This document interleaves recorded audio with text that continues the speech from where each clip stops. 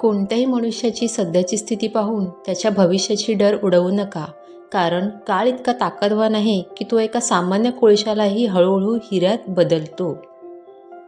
आयुष्य दर दिवशी आपल्याला नवे कोरे 24 तास देते. आपण त्यात भूतकाळाशी जगत बसायचे की भविष्याचा विचार करत बसायचे की आलेला क्षण जगायचे हे आपण ठरवायचे.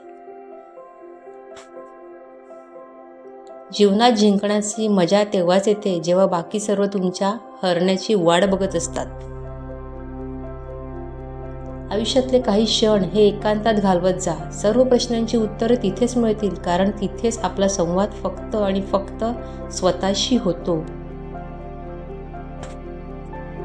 जीवनात चांगला माणूस होण्यासाठी एवढंच करा, चुकाल तेव्हा माफी मागा आणि कुणी चुकलात तर माफ करा. आयुष्यात एकदा तरी वाईट दिवसांना सामोरे गेल्याशिवाय चांगल्या दिवसांची किंमत कळत नाही.